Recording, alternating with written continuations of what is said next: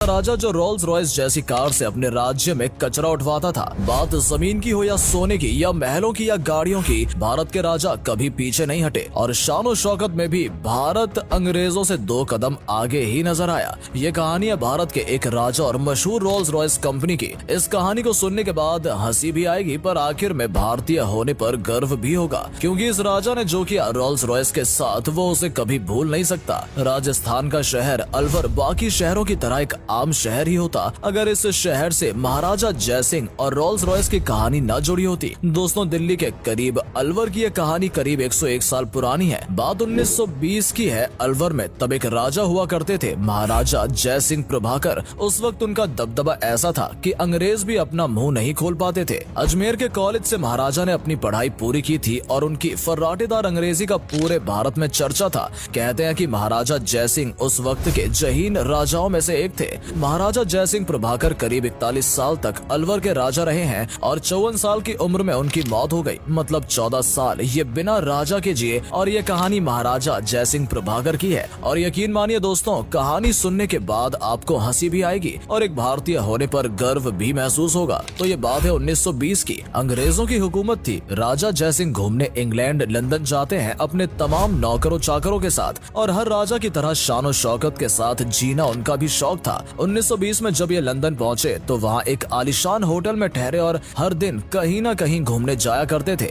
एक रोज महाराज जयसिंह के दिमाग में न जाने क्या आया कि उन्होंने अपने सारे नौकरों से कहा कि आज तुम लोग मेरे साथ नहीं आओगे, मैं अकेला लंदन की सड़कों पर घूमूंगा। और बिना किसी सवारी के और न ही कोई शाही लिबास और एक आम इंसान की तरह वो लंदन की सड़कों पर घूमने के लिए निकल गए। घूमते घूमते उन्होंने बहुत सी खूबसूरत चीज देखी, पर कुछ देर घूमने के बाद उनकी नजर एक गाड़ी के शोरूम पे पड़ी और ये शोरूम था रोल्स रॉयस कार का। आपको पता होगा कि आज रोल्स रॉयस की गाड़ियां दुनिया की सबसे महंगी कारों में से एक है। दोस्तों, जिस तरह से अंग्रेजों का पूरी दुनिया में दबदबा था, रोल्स रॉयस कंपनी का भी एक दबदबा था, क्योंकि जिस तरीके की ये कार थी, खास तौर पर दुनिया के ज्यादातर अमीर लोग, शाही परिवार के लोग, राजा महाराजा जैसे लोग ही रोल्स रॉयस का इस्तेमाल किया करते थे। आम लोगों की तो खरीद के बहुत दूर की बात थी। और ये कंपनी थी जो सामने वाले की हैसियत को देखकर उसे ये कार बेचा करती थी। ये नहीं कि कोई भी खरीदार आया और ले गया, वो पहले उनका पूरा प्रोफाइल देखते थे, क्योंकि उससे उनकी कंपनी की साख जुड़ी हुई थी। महाराजा जयसिंह प्रभाकर को भी गाड़ियों का बहुत शौक था। उन्होंने सोचा चलो इन गाड़ियों को देखते हैं। जब वो शोरूम के अंदर गए तो उन गाड़ियों में से एक गाड़ी को देखकर वो मानो किसी नशे में आ गए। उस गाड़ी ने उन्हें इतना लुभा लिया था कि वो अपने आप पर काबू नहीं कर पा रहे थे। कुछ देर तक तो वो उस गाड़ी को बस निहार रहे थे। उसके बाद वहाँ मौजूद एक सेल्समैन से बहुत जल्दी देता है। अभी मैं लाइव विड्रॉ करके बता की कोशिश की, पर जब उन्होंने सेल्समैन से पूछा तो सेल्समैन ने महाराजा जयसिंह को देखा और एकदम गुस्से में आ गया, क्योंकि जयसिंह बिल्कुल ही साधारण कपड़ों में वहां गए थे। सेल्समैन को लगा कि वो कोई गरीब भारतीय है। सेल्समैन ने तुरंत जयसिंह को गाड़ी के बारे में बताने से इनकार कर दिया और उन्हें बाहर का रास्ता दिखाने लगा। कहते हैं कि जयसिंह इस तरह से अपनी बेइज्जती होते हुए भी वहाँ गुस्सा नहीं दिखाया, बल्कि शांत खड़े रहने को ही बेहतर समझा। थोड़ी देर और उस सेल्समैन ने महाराजा की तौहीन की और फिर उन्हें शोरूम से बाहर निकाल दिया। महाराजा जयसिंह ने अपने गुस्से को काबू में रखा, क्योंकि वो अपने अपमान का बदला अपमान के जरिए ही लेना चाहते थे।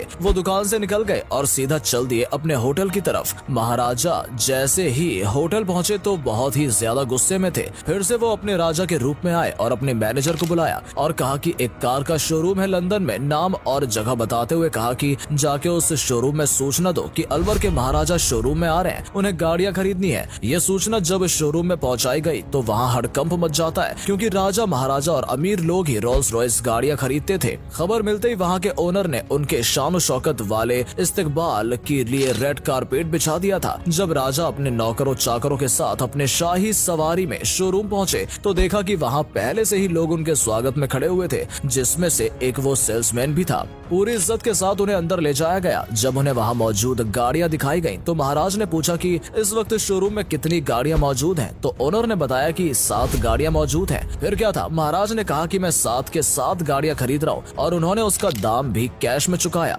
इतना बड़ा ऑर्डर सुनकर शोरूम में हर कोई हैरान हो गया और अब शोरूम वाले खुशी मनाने लगे। ऑर्डर देने के बाद उन्होंने गाड़ियों को सीधा भारत अपने राजमहल में पहुंचाने के लिए कहा और गाड़ियों को वहां पहुंचने का खर्चा भी कैश में दिया और साथ ही साथ कंपनी से ये शर्त रखी कि ये गाड़ियों के साथ वो सेल्समैन भी भारत में आए और उन गाड़ियों के बारे में जानकारी दे। कंपनी फौरन उनकी ये बात मान जाती है। शोरूम वाले इतना बड़ा ऑर्डर मिलने पर खुशियां मना रहे थे, जबकि महाराज का असली खेल तो अभी बाकी था। फिर महाराज वापस हिंदुस्तान आ जाते हैं और कुछ दिनों बाद वो सेल्समैन भी गाड़ियों को लेकर राजमहल पहुंचता है। उसके बाद महाराज ने जो किया वो देखकर आपकी आंखें फटी की फटी रह जाएंगी। दोस्तों, महाराज ने वहां नगर पालिका वालों को बुलाया और सारी गाड़ियों को एक झटके में नगर पालिका वालों को सौंप दिया और कहा कि आज से शहर का सारा कचरा इन गाड़ियों में उठाया जाएगा। और ये बात सुनते ही सेल्समैन की हवा खराब हो गई। वो सोच में पड़ गया कि आखिर ये क्या हुआ और वो कुछ भी कर नहीं सकता था क्योंकि महाराज के इलाके में जो था और महाराज के सामने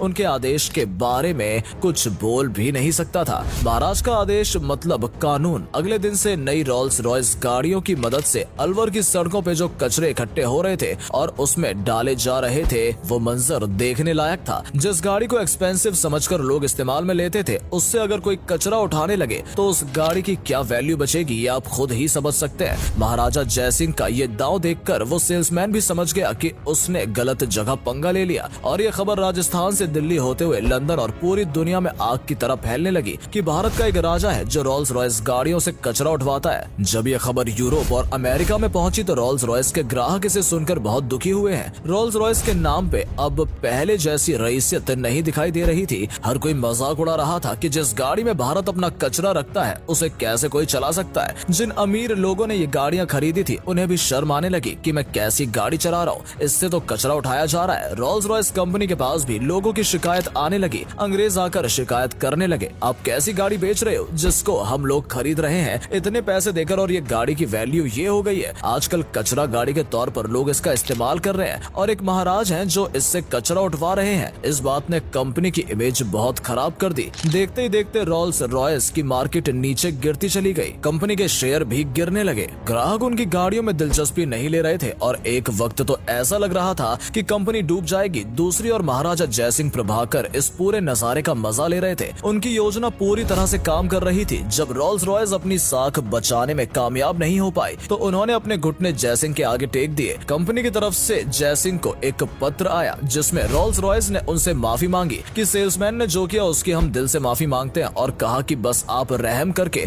उनकी गाड़ियों से कचरा उठवाना बंद कर दें। साथ ही उन्होंने महाराज को 6 नई रोल्स रॉयस देने का भी वादा किया और वो भी मुफ्त में। महाराज का काम तो हो चुका था, इसलिए उन्होंने कंपनी को माफ कर दिया और गाड़ी से कचरा उठाने का काम बंद करवा दिया। महाराजा जयसिंह ने पूरी दुनिया को ये दिखा दिया कि इंसान को कभी भी उसके कपड़ों से नहीं आंकना चाहिए। एक छोटी सी भूल के कारण रोल्स रॉयस जैसी बड़ी कंपनी को इतने बुरे दिन देखने पड़े।